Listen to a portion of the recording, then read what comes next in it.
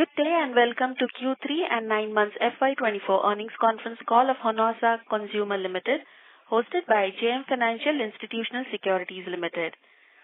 As a reminder, all participant lines will be in the listen-only mode, and there will be an opportunity for you to ask questions after the presentation concludes. Should you need assistance during the conference call, please signal an operator by pressing star, then 0 on your touchtone phone. Please note that this conference is being recorded. I now hand the conference over to Mr. Mehul Desai from JM Financial Institutional Securities. Thank you, and over to you. Thank you. Good evening, everyone. On behalf of JM Financial Institutional Securities, I would like to welcome you all for 3Q FY24 earnings call of Honasa Consumer Limited. From the management side, we have Mr. Varun Alagh, the co-founder, chairman, and CEO of the company. Ms. Kadar Alagh, co-founder and chief innovation officer, and Mr. Ramanpreet Sohi, chief financial officer. I'd like to hand over the call to the management for its opening remarks, and then we can start the Q&A session. Over to you, sir. Hi, hello everyone. A very good evening to all of you. Thank you so much for joining the call. And I think I'm going to briefly share an update on our quarterly performance, and we will then open it up for your questions. And overall, as a company, we have continued our growth momentum with a 28% year-on-year revenue growth. And especially in this environment, this is something that we believe is significantly disproportionate compared to the industry. Like for like, if you look at our products business, we have grown by 31%. Our operating performance also continues to be robust, and we've delivered an EBITDA of 7.1%, which is almost 400 basis points up year-on-year. Our 9-month EBITDA has also crossed 100 crores in terms of the 9 months that we have reached.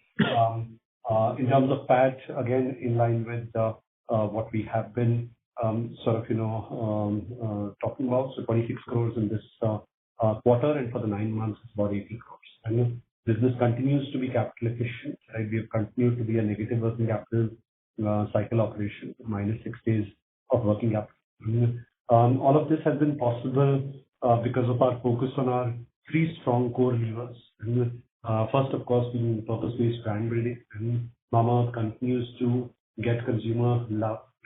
Over the last 2 years, Mamaearth in the 2 main categories of for Mamaearth, which is face washes and shampoos, we have gained strong household penetration by 280 basis points in face washes and 110 basis points in shampoos. This is urban plus rural data measured by channel agencies.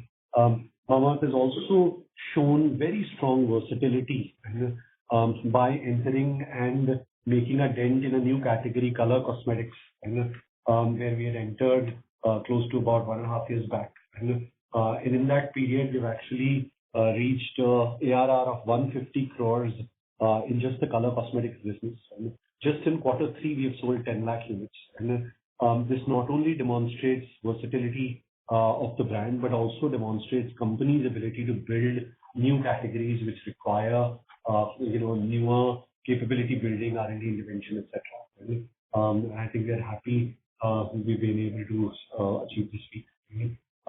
We continue to scale our younger brands strongly. And in fact, the great news is that our second brand, the Derma Company, has actually become EBITDA profitable now at a 9-month level. And the brand continues to be EBITDA positive. And that just gives us a lot more confidence as we grow, and that our playbooks on brand building, and as these brands scale, they will start contributing to the profit pool of the company as well. And the investment allocation strategy that we have is really paying off.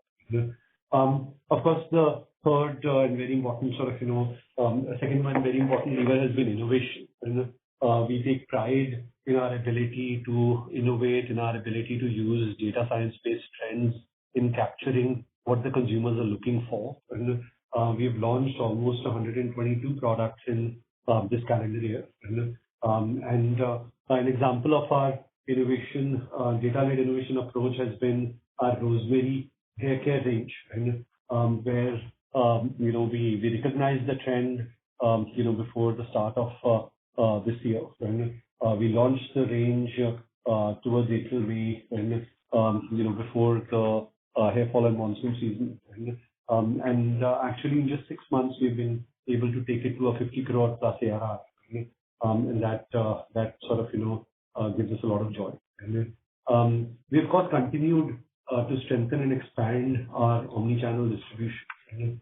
In the offline space, basis Nielsen now, we are present in about 1.7 lakh outlets, which is an increase of 37% year-on-year. In modern trade, we are present in almost 8,000 plus stores now across 31 chains. And we also opened our 100th EBO store, which not only helps drive imagery, but also helps us drive range execution in the physical world. And so the three boring levers of building brands, providing innovative products, and driving distribution have been fundamental to delivering the growth plans that we have had.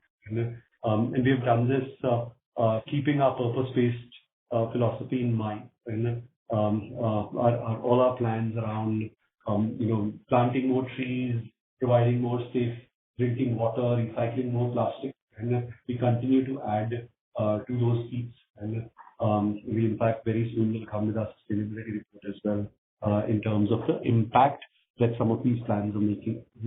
And we continue to strongly focus on governance and with our strong internal and external audit partners. And we take pride in the fact that we have a diverse organization. 53% of the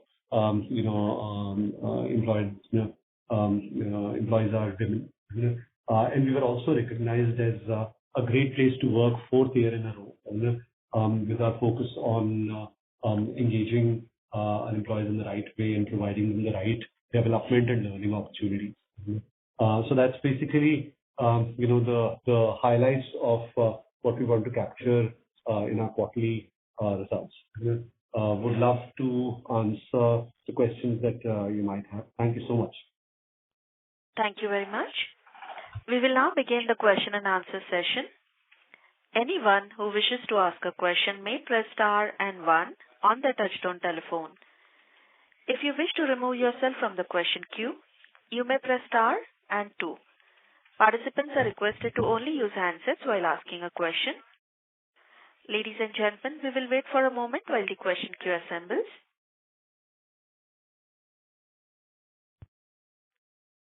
We have a first question from the line of Vivek M. from Jefferies. Please go ahead. Hi, good evening, Varun and team. A few questions first, and in fact, a request, Varun and Raman. If presentation can include, a bit more data on, let's say online, offline, a bit more data on, let's say, the brands, that will be really helpful to analyze the performance. If you can take that suggestion on board. Okay, Vivek, we will evaluate that. Sure. Now, coming to the, to the questions. First is online, offline. Can you just, give some insights into how the quarter had been for both these channels? I think both the...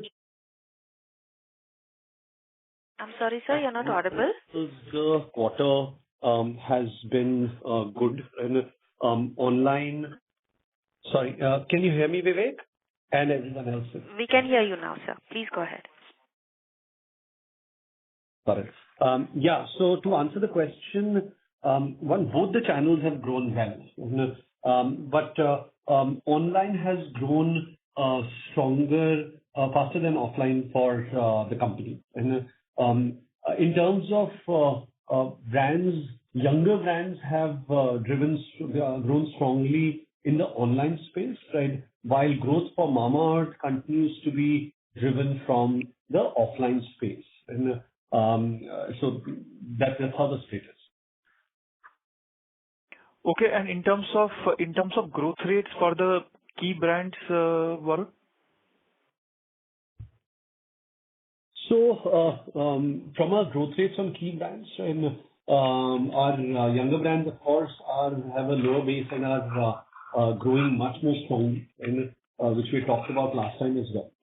But Mamaearth also continues to lead the pack from a perspective of larger brands. It is in double-digit value and in mid-teens volume growth. Perfect. Got it. Second, because you are still a very young company from a market perspective, sequentially, how is the seasonality? So if I look at, this quarter, there's a quarter-on-quarter decline. The base also, there's a quarter-on-quarter decline. Does that mean the second quarter is bigger than the third quarter? I would have imagined, given the, Yes, it does. Sure. Please. Yes, actually, we do have some bit of seasonality in the business, because our largest categories continue to be face wash, sunscreens, followed by shampoo. In order of seasonality, sunscreens show the highest seasonality, followed by face wash, followed by shampoo. And which is why usually half one is where for us the seasonality is higher compared to half two, where winter sort of kicks in. And this time the winter portfolio itself also wasn't as exciting in terms of the winter demand. The winter was delayed and some of that impact was there. But in general, given the contribution of our categories, we do have some seasonality. Got it. A couple of more, if I best to look at it from a year-on-year perspective. Sorry. Got it. A couple of more, if I may. One is the gross margins, which have, contracted both on a YOY and QOQ basis. Can you just give insights? Other than channel mix, is there anything else? And where should this settle at in the foreseeable future? Actually, channel mix is not the core reason, Vivek. Good you asked this question, give this chance to clarify. So, the gross margin contraction is more. So, for example, there are two reasons. One, at a YTD level, if you see, we have the impact of Momspresso, which used to be, because it was largely a people-oriented business and high OPEX, but little high gross margin as well. And so that is there in the base. And that's, if you remove the impact of it, and from a 9-month perspective, there is only about 15 basis points different in gross margin, right, on a product business. And even there, and one of the things which is specifically happened in this quarter, which we will of course learn and be better at as we move on, is that while we were taking provisions for our expiry, etc., in every quarter, and we chose to do the destruction of the same for the last 3 quarters in this quarter itself. Because of which, all of that sort of came into just this quarter, which should have ideally been divided into the last 3 quarters. And so this quarter is a little more depressed because of that. And so I think if you look at the YTD levels, that's really the gross margin level, and which we are at, and that is what you should expect from us as we move forward. Okay, got it. And Varun, I noticed, on the volume growth side, so let's say Mamaearth has, 200 milliliter of shampoo bottle and 3.5-4 gram of, lipstick. When you report volume growth, does that mean that, one shampoo bottle is same as one lipstick, for example? Because your volume growth says that it is on the number of packs. Is that correct? Yes, you're absolutely right. And we treat volume growth as transactions growth, right, which is a number of units. And because in the beauty and personal care business, like you've absolutely rightly pointed, and not even 2.5 gram lipstick can be more expensive than a 250 ml shampoo. And hence tonnage and kgs is not the right way to measure and add them all up to see, especially if you're building skincare and color cosmetics as a business. And so we see transactions growth as the right measure of volumes. And there we've actually grown faster than our value. Interesting. Okay, got it. And last question, Varun, since we have the opportunity to hear it from you, there have been obviously investor concerns around this issue of inventories, in the channel, et cetera. And I'm sure, investors, analysts would have reached out to you. But can you just, give your views as to, on the distribution side, how comfortable things are on the ground, and whatever the reports, came about, any clarification on that will be useful. That's my last one. Sure. So Vivek, I think to sort of, talk about it, I will need to set some context for everyone out there. So we started operating in this channel about 3.5 years ago, when we started going offline, especially GT. And when, when you're building a new business in GT, you're really going to partners with no ongoing business. And that led to the kind of partners that we were able to attract at that point of time, was not the best quality partners. And the second thing that of course happened was when we were doing that, right, we were largely an online company, right? And hence our distribution center was largely one mother warehouse from which we were operating. And while to service the general trade distribution system, you need far more number of distribution points, right? Which we could not sort of, just open up, directly. And hence, what we did was we went in for a super stockist model, whereby we appointed super stockists as bulk breakers, and who would then service our sub-distributors. And they also solve the problem of supplying to smaller, lower quality sort of, let's say, distribution partners who might have had credit risk. That said, over time, and as our business size increased, and that layer has led to significant,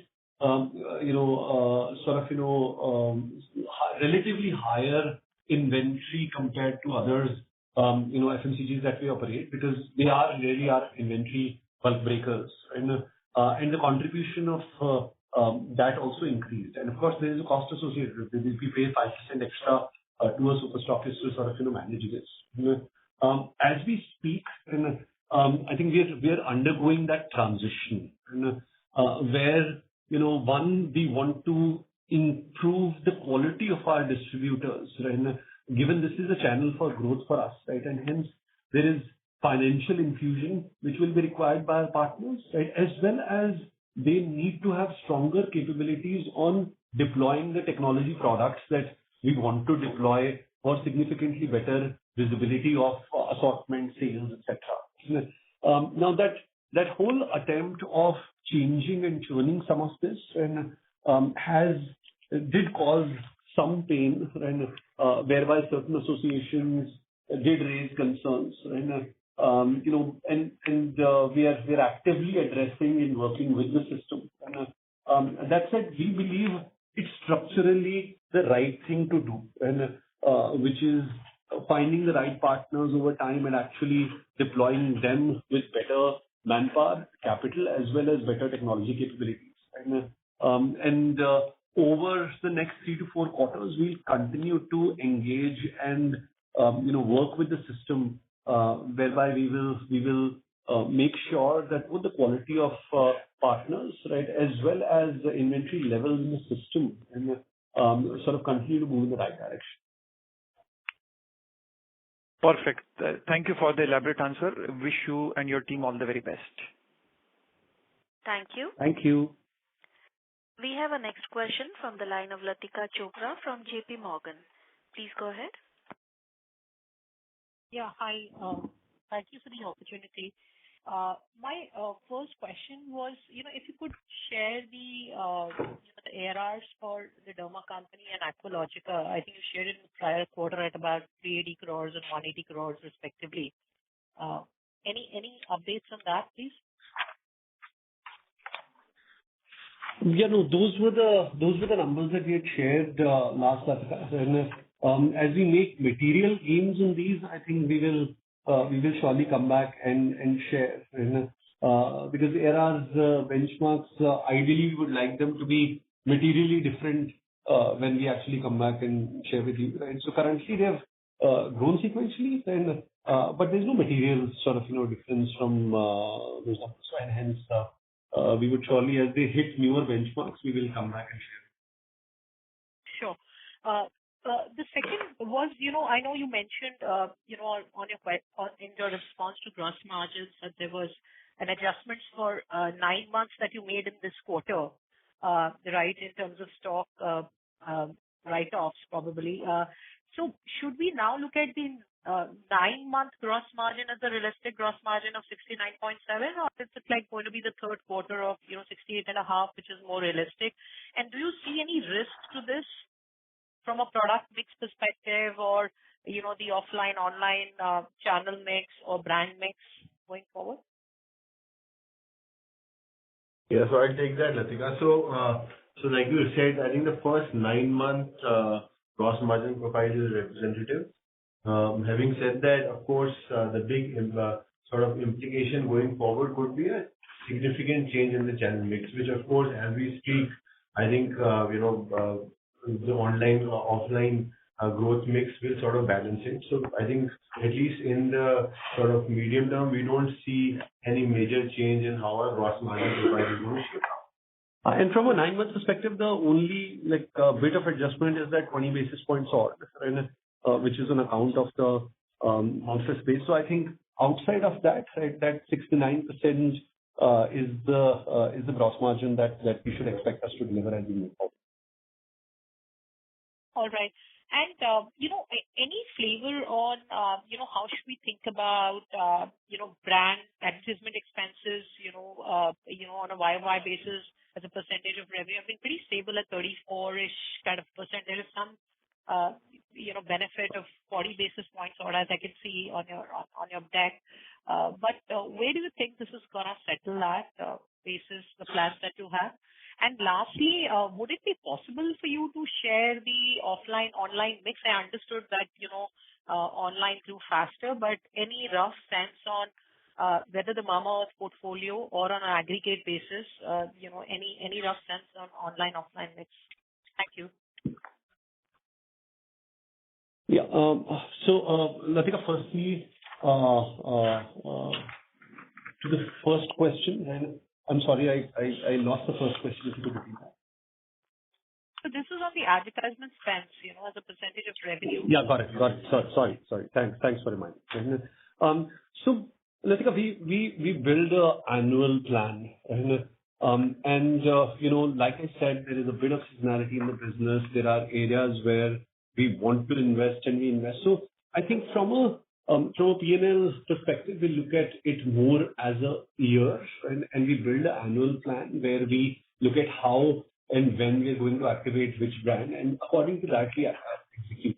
We've been delivering, the gains that we've delivered. Again, we should look at more from a 9 months perspective, because we've delivered it in line with what we had planned them to be.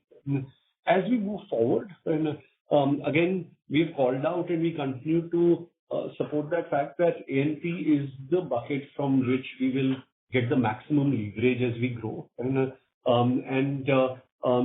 We've called out that every year we will continue to improve on our bottom line performance by using that leverage, and where we not only are becoming more efficient, but also the awareness levels are getting driven to a certain level. So I think what I would say is our objective would be that every year in the medium term, we continue to become better on the bottom lines by leveraging on the A&P. And I think just to add to that, Latika, if you actually look at 9 months, right, it's a 250 bips plus, optimization on the A&P side. So like Varun was mentioning, it's about planned budgets and how we sort of invest behind brands. And this, despite as we're building younger brands as well, we've been able to optimize A&P spends during the year. Sure. And any flavor on online offline mix? So from an online offline mix perspective, like we said last time, continues to be similar to what we mentioned last time, right? So about more than 1/3 it continues to come for the overall business from offline, right, while the balance is online. But for a brand like Mamaearth, it's mostly 50/50, right, is where we see it. All right. And one thing, for one more question. I was going through the slides and I noticed that you've mentioned that the online growth has been driven by, platforms with strong tier 2 plus presence. Any read across for tier 1 platforms like Nykaa or, Amazon or anything that you wanted to say about them? This was just flagging up higher. That point on the online growth is also far more driven from Mamaearth online growth, right? Where we've seen that, for Mamaearth now the growth is coming more from platforms which have stronger, tier 2 and beyond presence like, Meesho, Purple and Flipkart, right? That's been a learning at least in the last 9 months. Right? For younger brands, we have seen it to be actually more driven by platforms like Nykaa, Amazon, etc. But at a company level, of course, we're gaining share on each of those platforms. Got it. Thank you so much. Thank you. We have our next question from the line of Manoj Menon from ICICI Securities. Please go ahead. Hi, team. Just heard a little earlier about, the formula which you use for volumes. Just curious, why not use the underlying volume growth formula? But I'm sure you know this template, right? So, just trying to understand why not use EVG because it kind of, normalizes most of the numbers. So, Manoj, we'll take that as feedback, right? I think we're fairly young and some of these pieces are things that we are still to take into account and ensure we are able to build it. UVG is a good concept, but it's also slightly complicated in terms of execution. Currently, our objective was to understand if our consumer transactions are growing, right? And that's the pulse point we wanted to keep a strong hold of, especially as we also get into B2B businesses. And we wanted to know if the number of times a consumer is engaging with our products is growing. And this current method and actually is a very good demonstrator of that. And so it gives us a very healthy picture of how our brands are doing in terms of driving the consumer interactions and transactions. And, but we'll take this into account and evaluate how we can move towards that. Thank you. Thank you. The only reason I ask is because of, I have observed in the last 10 years, many Indian companies, listed ones, had actually adopted UVG because they felt, depending on obviously irrespective of the stage of evolution, because it kind of normalizes, the volumetric aspects, right? I mean, so the point here is, given the stage of growth which you are currently, you started as, let's say, a very high ticket product company to now kind of having democratically priced, products. So that's only context I was trying to ask that. And maybe we'll come back in a few quarters on, how this evolves. Secondly, fair follow-up. Yeah, sure, sir. On seasonality, 2Q versus 3Q, the skincare portfolio could have benefited of, from seasonality, or is it not material in the portfolio currently? So in fact, even under skincare, right, it depends on what part of skincare forms your largest chunk. So if we were a creams-oriented company, then you're right. That part of skincare does see positive gains. But even there, in fact, at least our learning has been, it is not the daily creams, but cold creams, moisturizers, which sees a larger sort of skew towards seasonality. But for us, actually, that's the third segment in skin. And the top two segments are face wash and sunscreen, and which actually see anti-seasonality in Q3.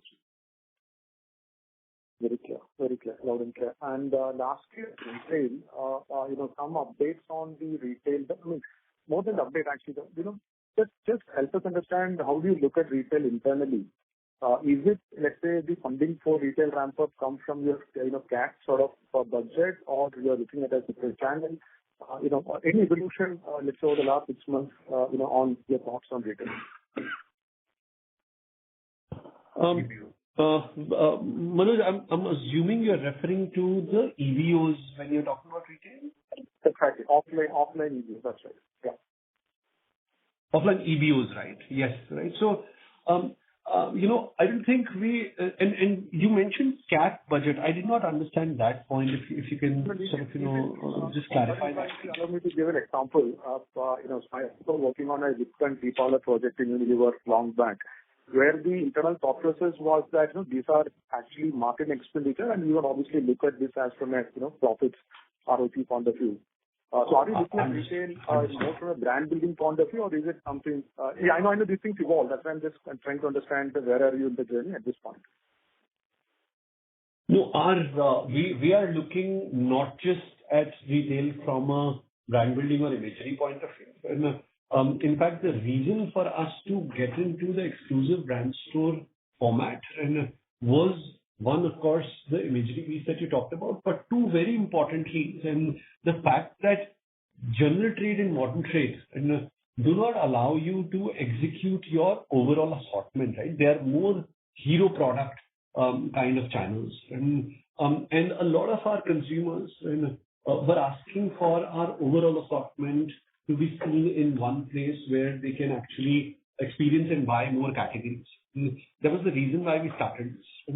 For us, we are seeing that as a clear business, the way we evaluate all channels from a profitability perspective. That's how we look at this channel. And in fact, all the overall channel already in very nascent stages is store level profitable, and we follow that very strongly, and we believe that as it grows, and the older stores are actually showing much better store level profitability compared to younger stores. So as a store gets more mature, and it starts to show better sort of bottom line. So I think that's how we're looking at the channel. Thank you. Just one last. The EBOs are owned, right? Franchise as of now. No, all of them are owned. No franchise EBOs. Thank you. Thank you, team. All the very best. Thank you. Thank you. Thank you. We have a next question from the line of Manish Poddar from Invesco Asset Management. Please go ahead. Hi, Varun. Just two questions. So first is on the competitive intensity. Could you probably talk about, let's say, competition both from incumbents and new age brands? For the core brand, let's say Mamaearth. This can be a long answer, but I'm on a relative basis, let's say, because of the entire funding scenario. Yeah. I mean, see, I think last 3 months we have seen significantly enhanced competitive intensity. I think till about 3-4 months back, there wasn't any urban growth concerns that companies were looking at or talking about.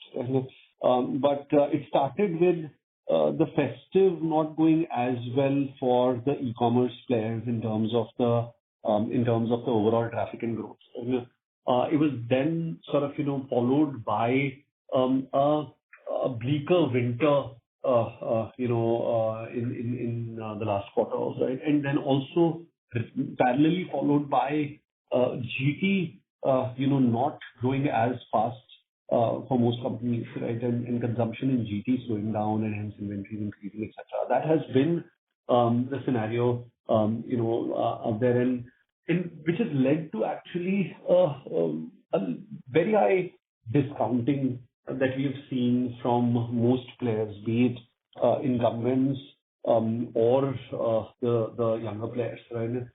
In terms of number of days of discounts or the steepness of discounts which have gone up.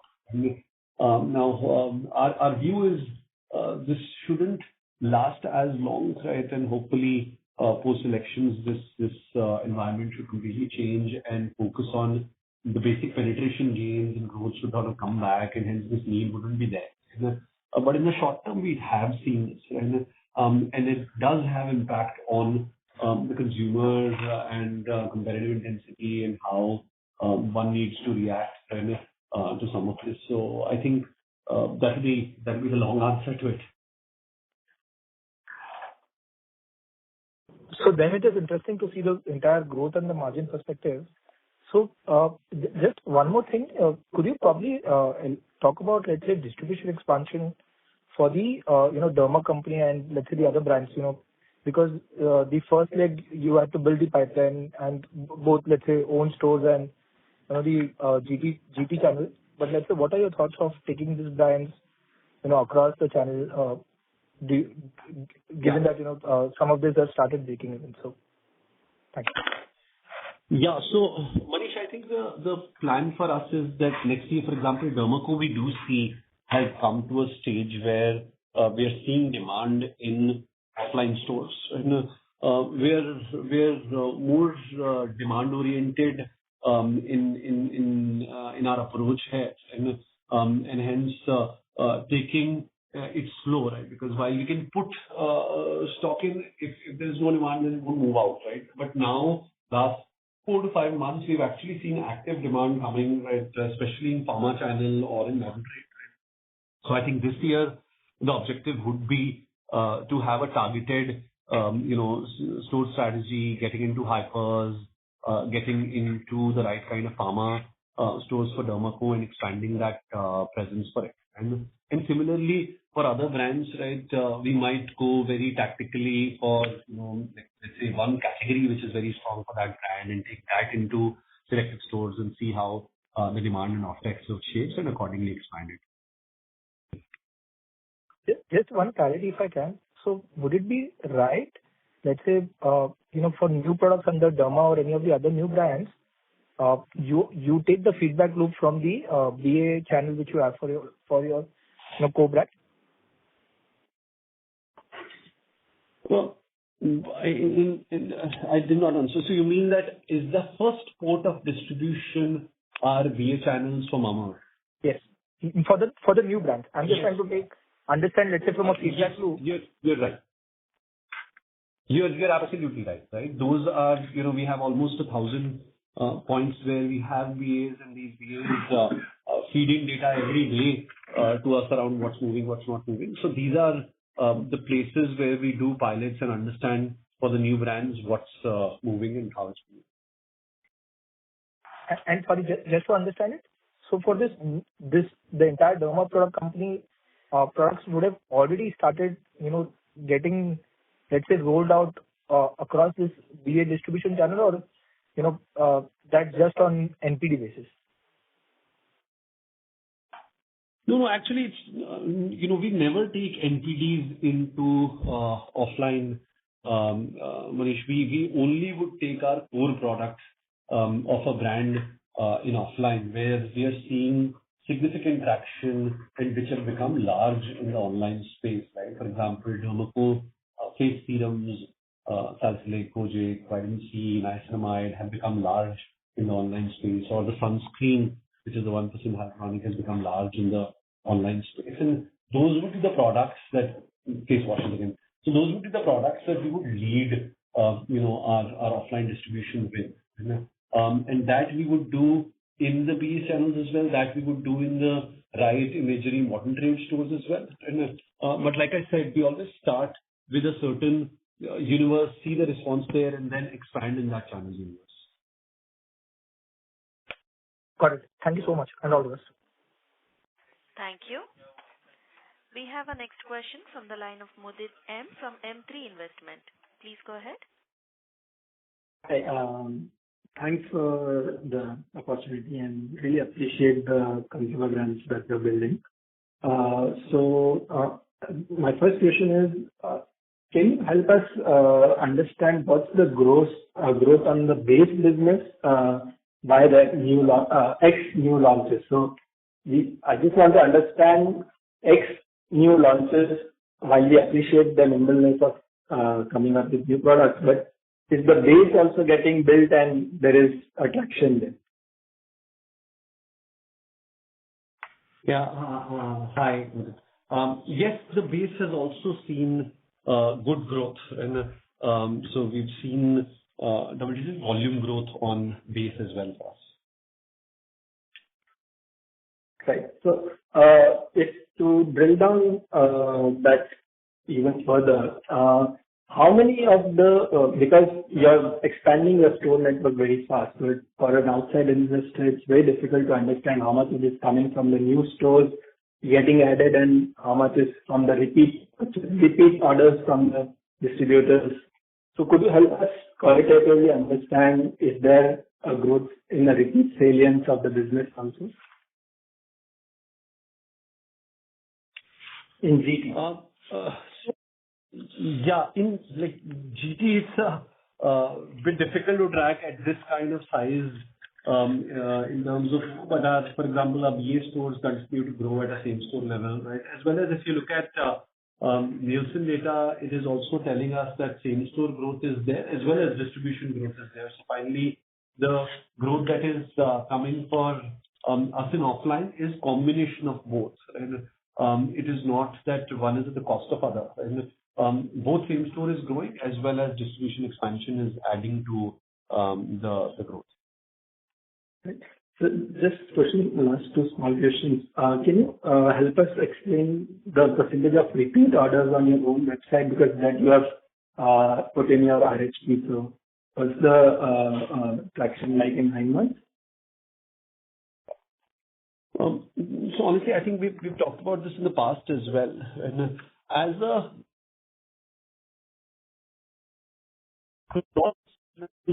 brand, right, where our products are listed on our website and, you know...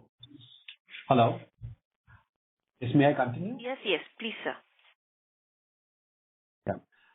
So I'm saying as a cross-channel brand where our products are present not just in our own B2C, but also on Amazon, Nykaa, or in a DMart, Apollo, or in a GT store near.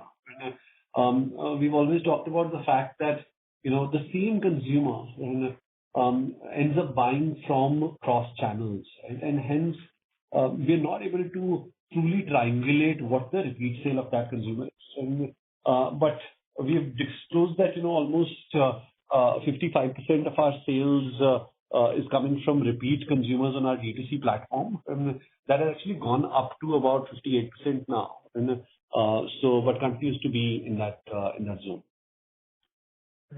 Just to push in one small last question. Do you get any differential pricing from e-commerce channel, or is it the same that everyone else enjoys?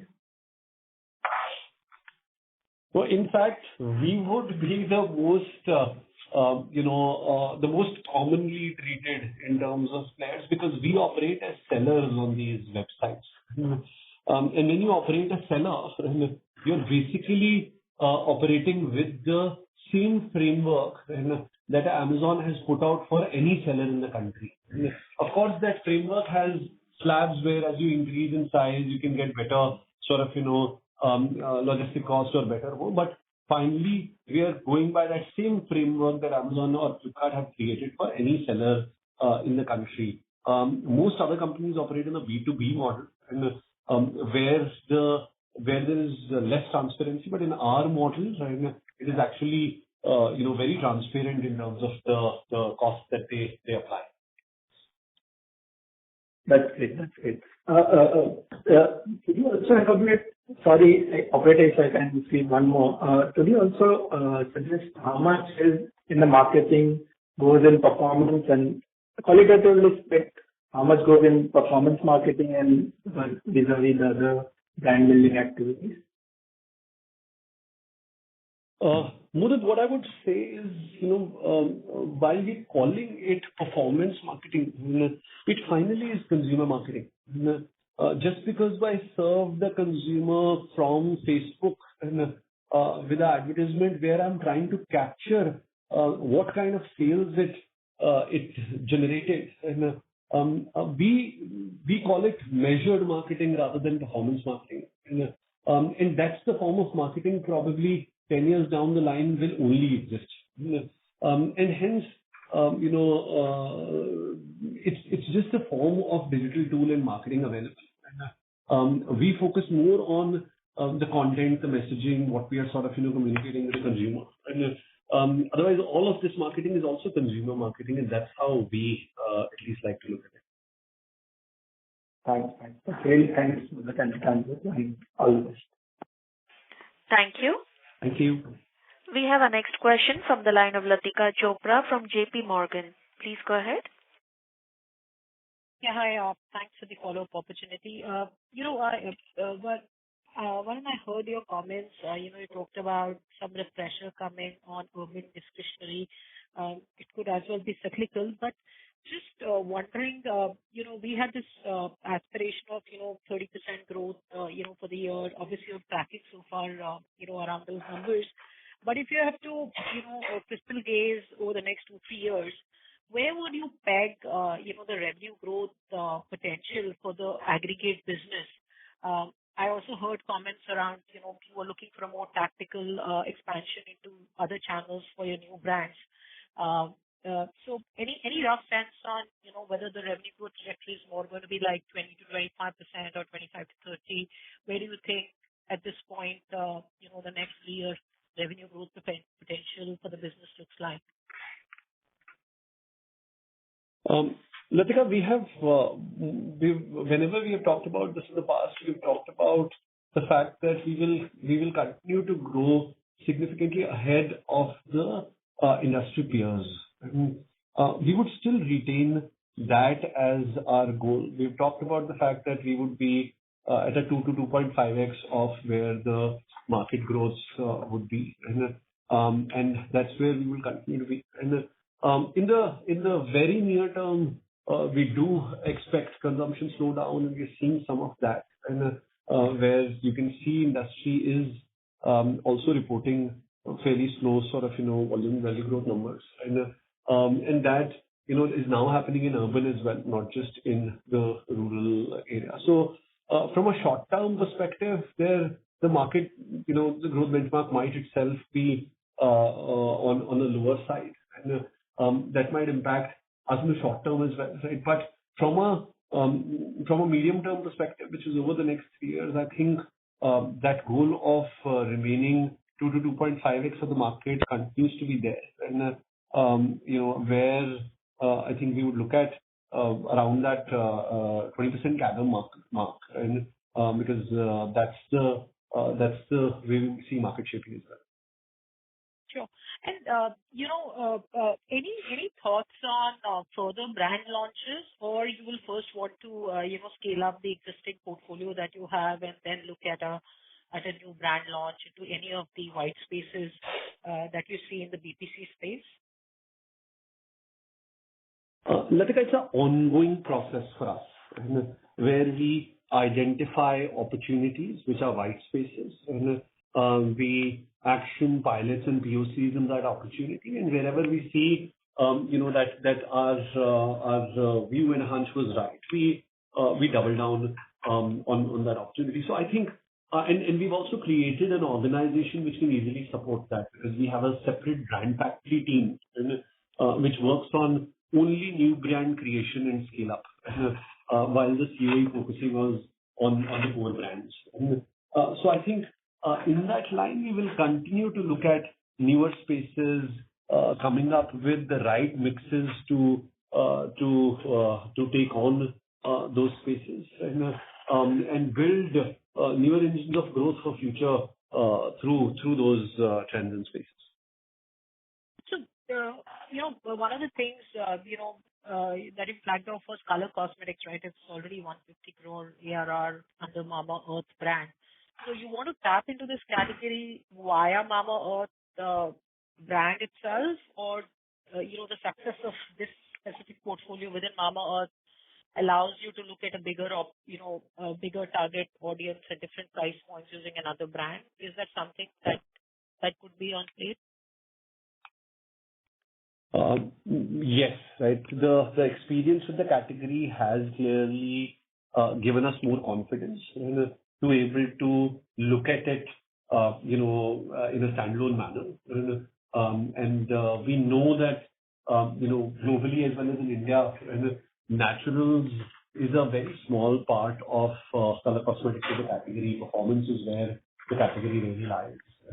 But this early success has clearly helped us build capabilities and given us confidence that we can play aggressively in that category in the medium term. Sure. And one check on margins, EBITDA margins, hovering around 7.3, 9 months, even this quarter.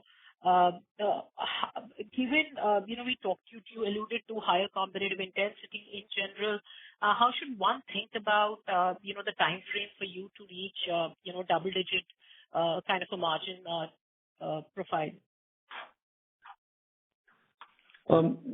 Again, Latika, we will stick from a 2 to 3 years perspective. We will stick to what we have said in the past. We'll continue to gain every year.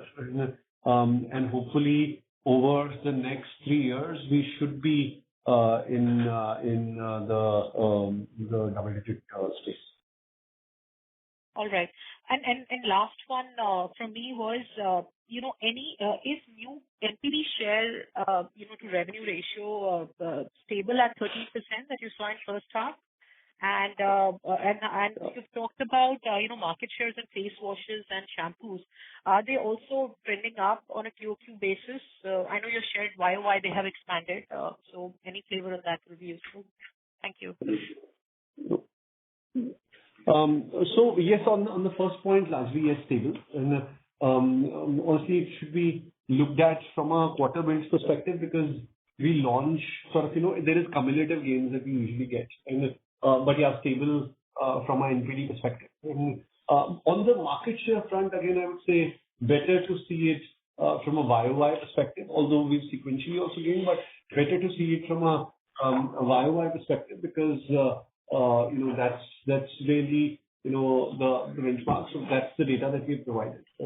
But it's actually healthy compared to what we have reported in the past and sequential as well. Sure. Thank you so much, sir. Thank you. We have a next question from the line of Chintan Sheth from Girik Capital. Please go ahead. Thank you. Thank you, team, for the opportunity. And just to understand better, the gross margin, you say 20 basis on the 9-month basis is the impact on the inventory front, right? Just a clarification.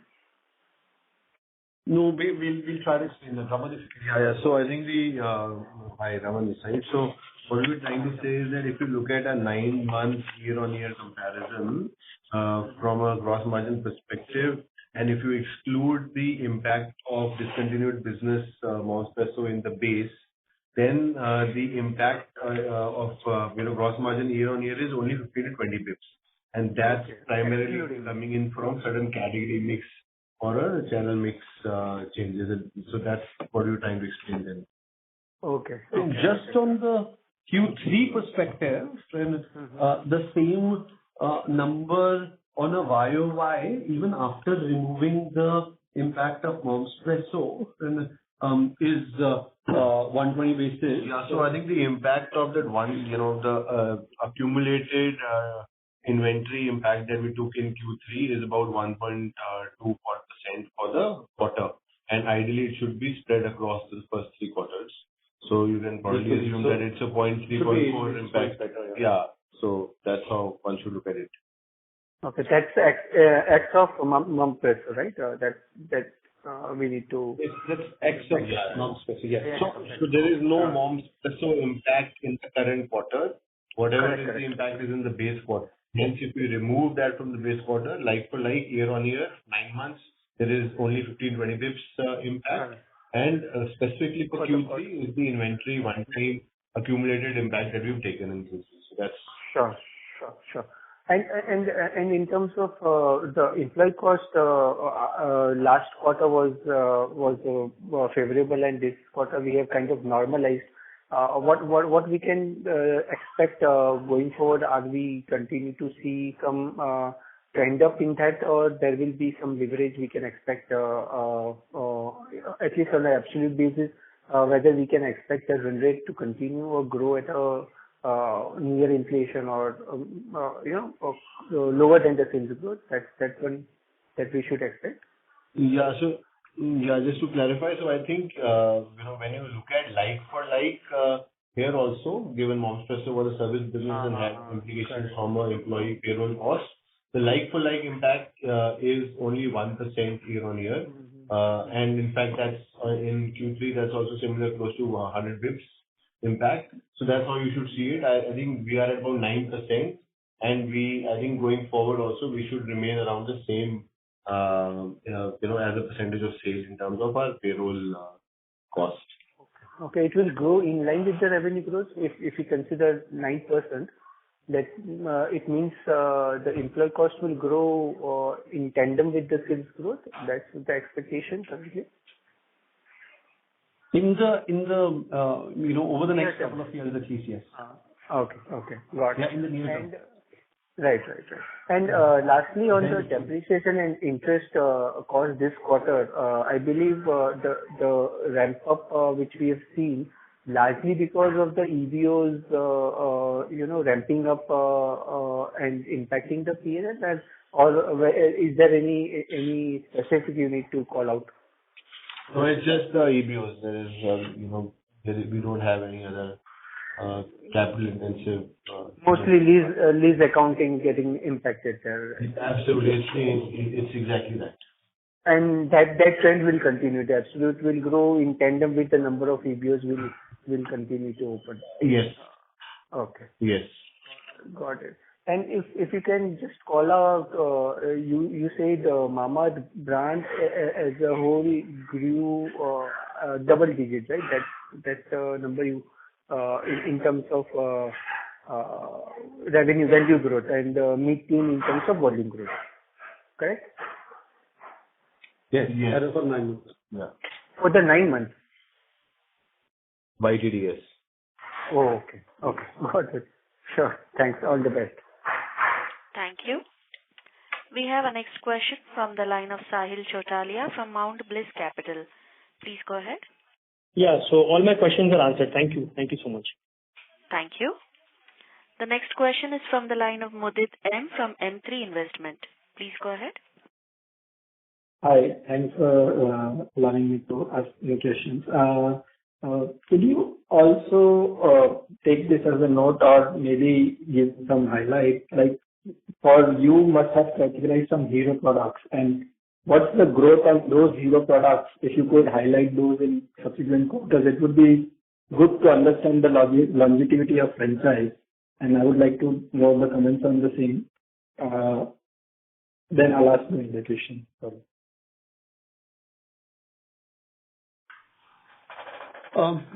Mudit, at least as we stand today and we realize the way market is shaping, beauty and personal care as a market is a very innovation driven, trend oriented market, where especially in online, which is the large majority of our business, and fresh innovations and launches is what fuels consumers' excitement and gets you the consumer franchise going. So in that sense, and for a 90% offline business, and it actually makes far more sense to just talk about and focus on hero products.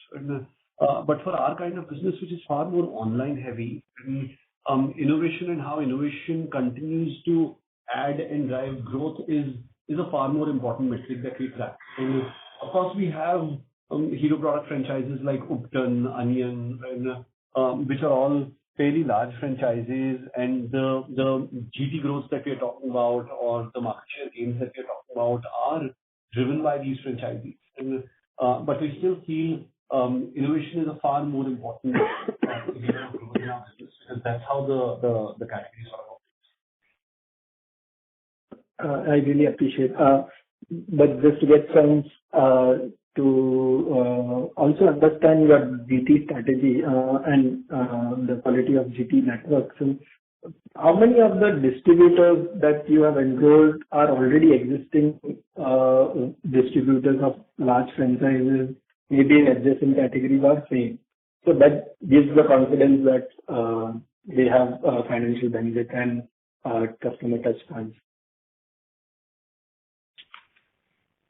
Mudit, as I talked about earlier, we're a young business in GT, and when initially you go to find a partner and you don't have any business, you do not attract the highest quality partners in the market. And that's what sort of, earlier happened to us as well, where we were working with a lot of local cosmetic, FMCG players, baby product sort of distributors. And it's only over the last 1 year where business has become sizable is when we have actively started moving towards the FMCG distributors, as we would call them, and who've been working with larger FMCG companies and are now interested in working with us. And that's an active transition that we are going through. And I think over the next 4 to 5 quarters, our objective is that 80 to 85% of our distribution partners should be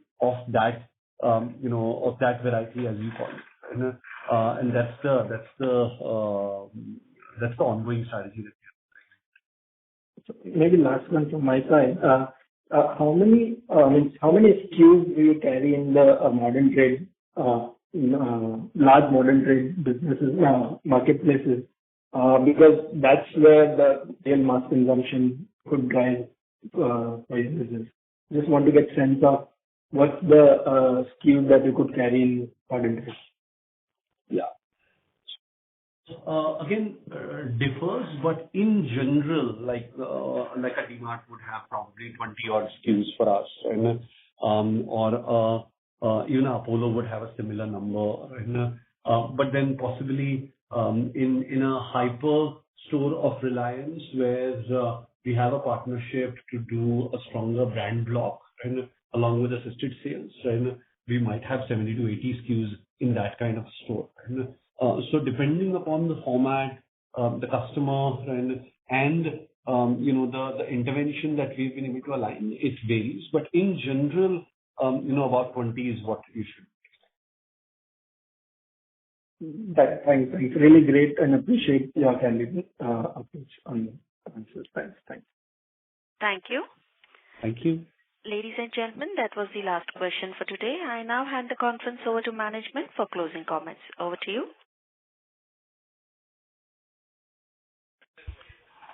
Thank you so much, everyone, for joining in. And, we're a young company. Yes, we are really happy to sort of answer some of these questions and engage with you on different times to further strengthen how we will build this business going forward. And we are super kicked and excited with the beauty and personal care opportunity as it exists and will shape over the next decade. And we continue to very strongly believe that it is going to be the strongest and fastest growing FMCG segment, right, with the highest profit pools, and especially driven by women joining workforce and more women going to college as a trend. And we believe we genuinely excel at building for Gen Z and millennials, and that excellence on innovation and brand building in that sense, which continue to drive strong gains for the company in the long term. Thank you so much for patiently listening to us. Thank you. On behalf of JM Financial Institutional Securities, that concludes this conference. Thank you for joining us, and you may now disconnect your lines.